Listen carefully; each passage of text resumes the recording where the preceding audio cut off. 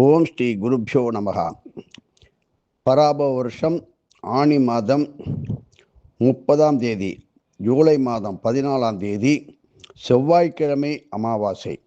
சங்கல்பம் பராபவ வருஷம் உத்தராயணம் கிரீஷ்ம மிதுன மாதம் கிருஷ்ணபட்சம் அமாவாசை பௌமவாசரம் செவ்வாய்க்கிழமை வியாகாத நாம யோகம் நாகவகரணம் புனர்வசு நட்சத்திரம். இவைகளை வைத்து உங்களுக்கு தர்ப்பணம் செய்து கொள்ளுங்கள். மேலும் பல அடியார்கள் நமது இந்த சில நிகழ்ச்சிகளை கேட்டு அவரவர்கள் விருப்பங்களை கமெண்ட் பாக்ஸில் தெரிவித்து வருவதற்கு நன்றி. இப்பொழுது ஒரு அன்பிற்குரிய ஒரு தாய், எனது பையன் வெளிநாட்டில் இருக்கிறானே, மயிலாப்பூர் கோசாலையை பற்றி சொன்னீர்களே, அவன் எப்படி செய்ய முடியும்? அதற்காக நான் செய்யலாமா? இங்கேதான் இறை திருவிளையாடல்.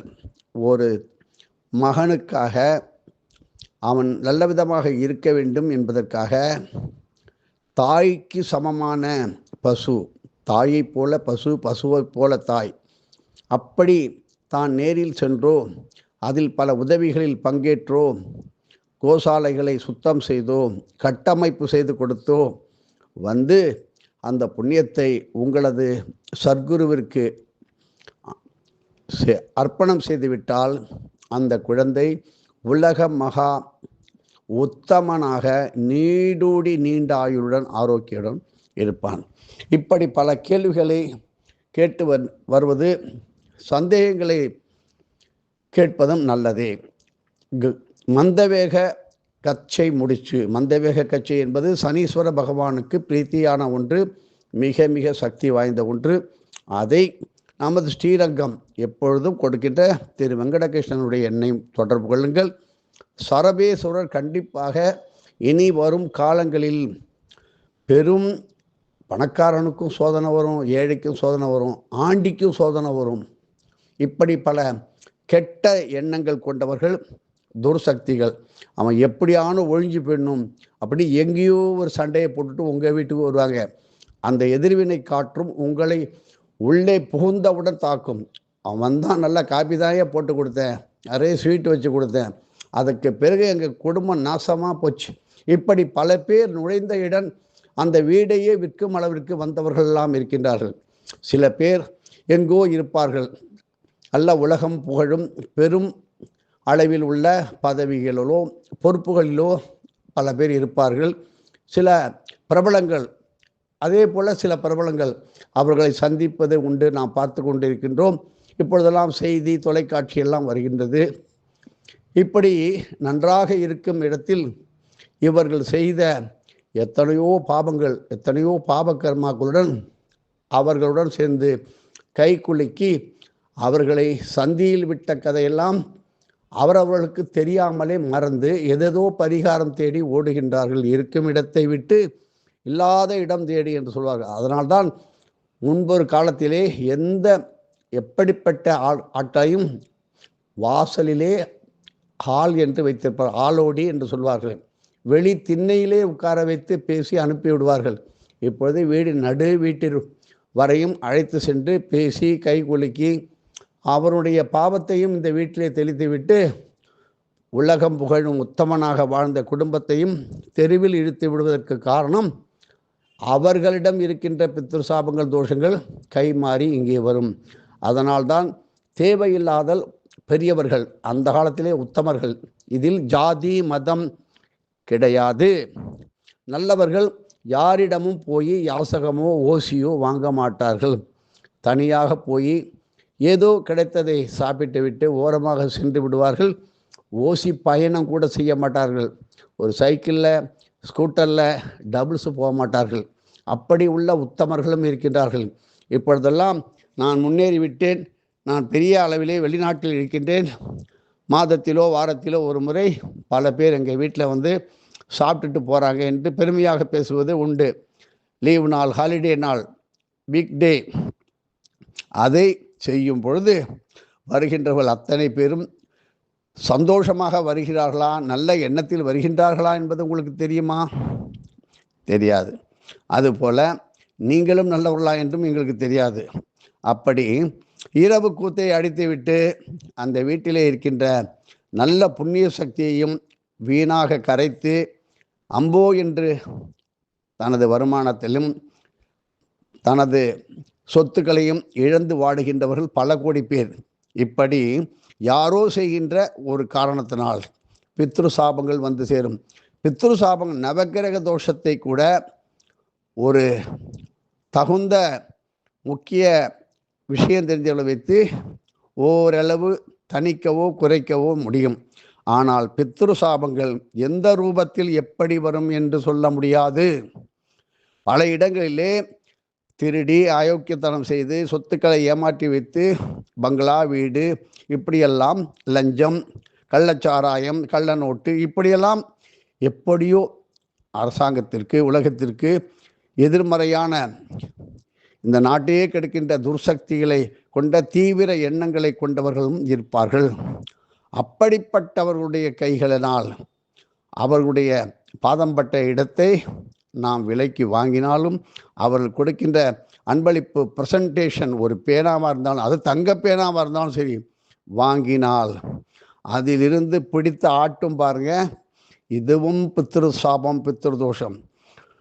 ஆகையினால கண்ட இடங்களிலே கண்ட நேரத்திலே உணவு உண்பது, பிரயாணங்களில் நடு சாலையிலே தேவையற்ற மரங்கள் ஓரத்திலே நிழல் என்று நினைத்து கொண்டு சாப்பிடுவதை நாம் பார்த்து கொண்டிருக்கின்றோம்.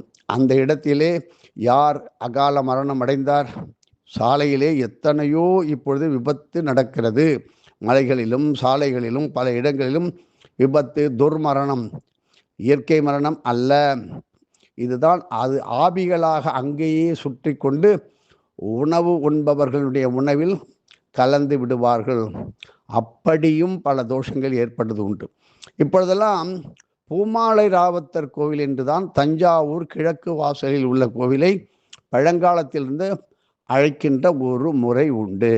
அங்கே சிவாலயம்தான், அம்பாள் சக்தி உடைய மகா காளியம்மன் என்றும் மாரியம்மன் என்றும் அப்படியே கல்யாண தேவி என்றும் கொண்டாடுவோம்.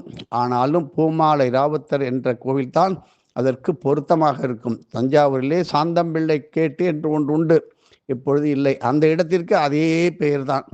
இப்படி பழமையான பெயர்களை நல்ல அறிமுகம் உள்ள ஆட்களை கேட்டு அங்கே செய்யுங்கள்.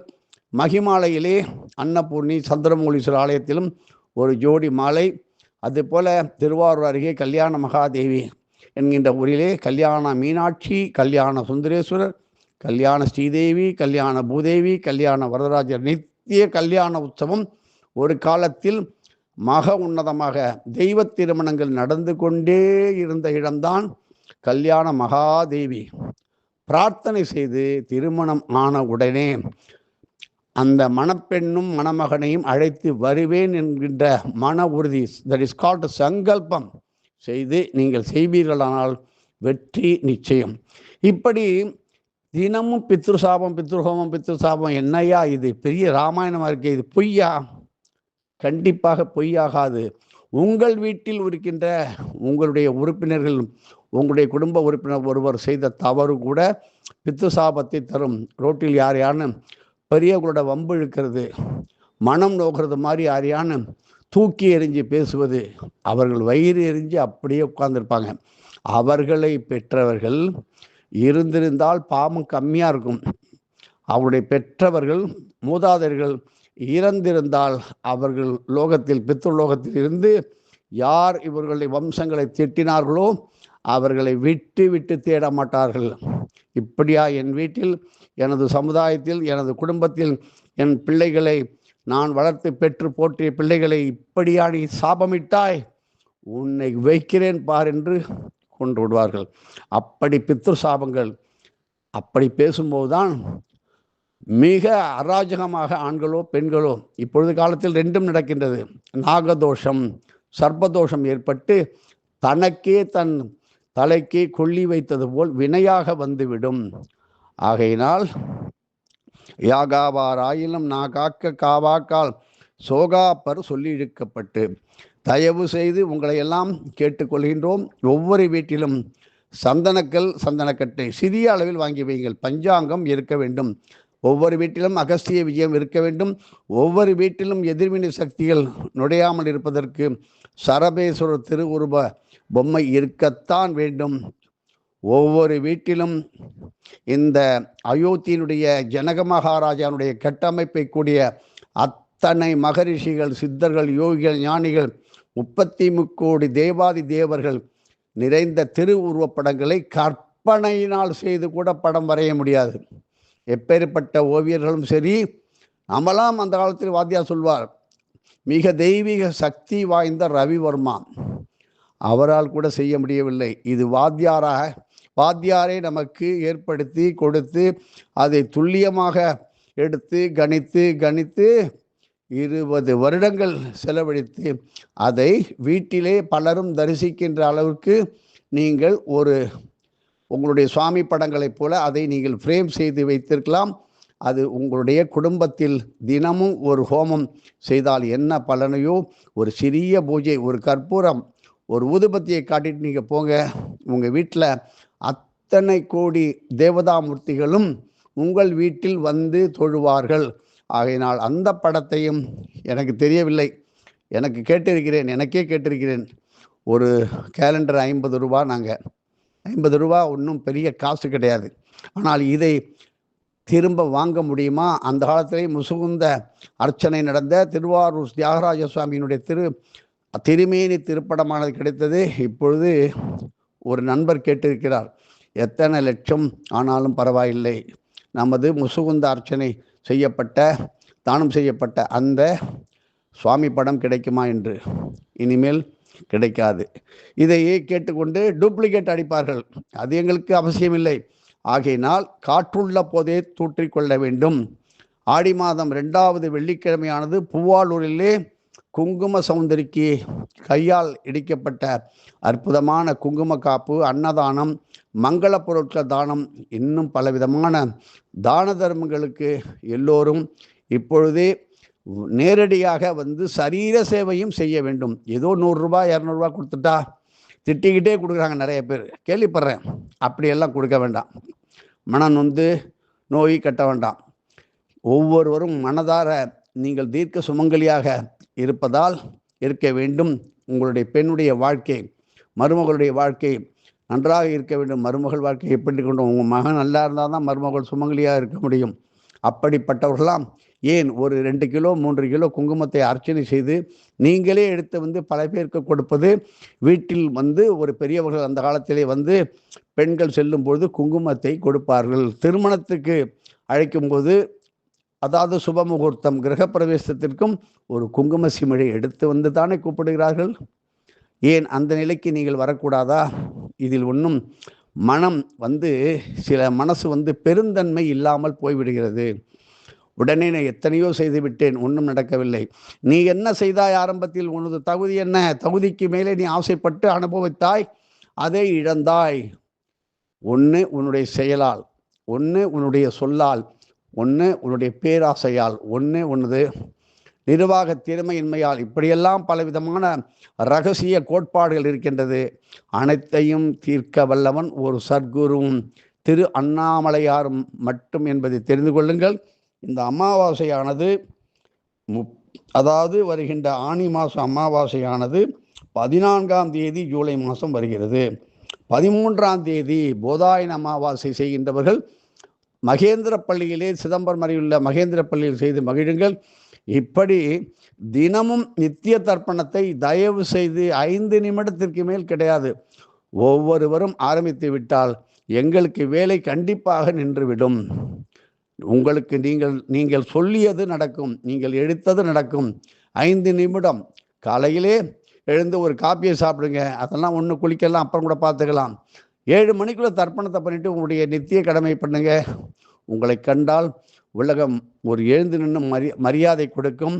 உங்களை கண்டால் வசீகரம், இவர் வந்தார்ப்பா, எங்கள் கம்பெனியில் சேர்ந்தார், ஓஹோ என்று ஓடுகின்றது. அப்படித்தான் பல கம்பெனிகளில், பல நிறுவனங்களில் தான தர்மம் செய்கின்ற உத்தம அடியார்கள் பணி புரிவதால் தான் இன்றும் பல நிறுவனங்கள் மேல் நோக்கி சென்று கொண்டிருக்கின்றன. பெரிய நிறுவனங்கள் கீழே தலைகீழ விழுந்து கவுந்து போன நிறுவனத்துக்கு காரணம் அங்கே அப்படிப்பட்ட தான தர்மங்கள், புண்ணிய காரியங்கள், தர்ப்பணங்கள், சந்தியாவந்தனங்கள் செய்யாதவர்கள் இருந்ததால் உலகம் புகழும் ஒரு ஆடை உற்பத்தி நிறுவனம் கவிழ்ந்ததையும் பார்த்து நாங்கள் சொல்லலாம்.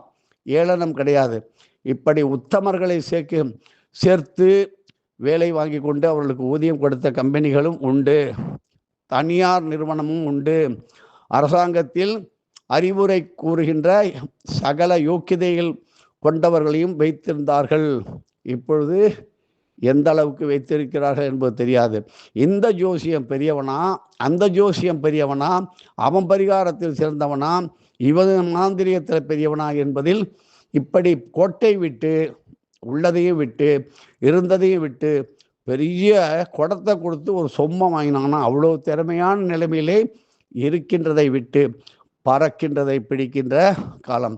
காலசர்ப்ப தோஷத்திலே நவகிரகங்கள் எல்லாம் காலசர்ப்ப தோஷத்தில் இருக்கிறது என்பதை தெரிந்து கொள்ள வேண்டும். ஆகையினால் ஒவ்வொருவரும் தினமும் நவகிரக காயத்ரி, நவகிரகங்களை வலம் வருதல், ஞானசம்பந்தர் அருளிய கோளறு பதிகம் வாசிப்பது, நித்தியமும் உங்களுக்கு தெரிந்த இறைநாமங்களை ஓதுவது, ராமநாமத்தை ஓதுவது, வாராவாரம் பல பேர் சேர்ந்து உங்கள் வீட்டிலோ அந்த உங்கள் ஊரில் உள்ள ஆலயத்திலோ நாம சங்கீர்த்தனம் செய்வதெல்லாம் ஊரை நன்றாக செழுமையாக வைத்திருக்கும். மழை வரும் காலம் தவறி போய்கொண்டிருக்கிறது, நன்றாக யோசித்து பாருங்கள். காரணம், பித்திருமண்டலத்தில் நீர் இல்லை. அந்த பித்திருமண்டலத்தில் ஒழுங்காக தண்ணீர் இருந்தால் நமக்கு தண்ணீர் பஞ்சம் வராது. இப்படி தலையை விரித்து போட்டு அலங்கோலமாக போயினால் அங்கே என்ன சகுனம் வரும்? இதையெல்லாம் நீங்கள் தான் மாற்றிக்கொள்ள வேண்டும். விழிப்புணர்வுக்காக இதை சொல்லுகிறோமே தவிர இதை அகஸ்திய விஜயத்திலே முழுமையாக எழுதிவிட்டோம். கெட்டு போனாலும் ஒட்டுப்பட்டு வைக்காதே. கைகால்களிலே ஆண்கள் பெண்கள் மருதாணி தடவி கொள்ளுங்கள். குழந்தைகளுக்கும் பெண்களுக்கும் காப்பு சக்திகளை கொடுக்கின்ற காசி கயிறு, அரணா கயிறு, அறிஞான் கயிறு இவைகளை அணிந்து கொள்ளுங்கள். தலையை முடிந்து கொள்ளுங்கள். இரவில் தனியாக செல்லும் போது கருத்தரித்த தாய்மார்கள், அதாவது கர்ப்பவதிகள் தனியாக செல்லும்போது தலையில் வேப்பிலை வைத்து செல்லுங்கள். இப்படி பாதுகாப்பு கவசம் வேண்டும். ஏனென்றால் முன்பு எங்கோ ஒரு தவறால் ஒரு இறப்பு நடந்திருக்கும். இப்பொழுது அபாயகரமான கதற இறப்பு நடந்து கொண்டே இருக்கிறது. இந்த துர் ஆவிகள் சுத்தி கொண்டே இருக்கிறது. யாரை பிடிக்கலாம், யாரை ஆட்டலாம், அப்படி நடந்து கொண்டிருக்கின்ற பல 100 குடும்பங்களை ஒருவர்களால் சொல்ல முடியும். அவர்களுக்கு நிவர்த்தியும் சொல்லி கொண்டு தான் இருக்கின்றோம். இதை வைத்து தொழில் செய்து பிழைத்து கொண்டிருப்பது தவறு. அவர்களுக்கு உதவி செய்து நிவாரணம் செய்ய வைக்க வேண்டுமே தவிர அவர்களிடம் பணம் பிடுங்கக்கூடாது. ஒரே நாளிலே குற்றாலம், பாபநாசம், சுருளி 3 அருவிகளிலும் காலை ஆரம்பித்து மாலைக்குள் முடித்தால் எப்பேற்பட்ட பில்லி சூனிய நோய்கள், மன நோயால் பாதிக்கப்பட்டு பைத்தியம் போல் நிலை ஏற்பட்டால் அவர்களுக்கு குணம் தரும் ஒரு வழியும் பொழுது சொல்லிவிடுகிறோம். எதுவும் என்னுடையதல்ல, அனைத்தும் உன்னுடைய அருளாளா அருணாச்சலா.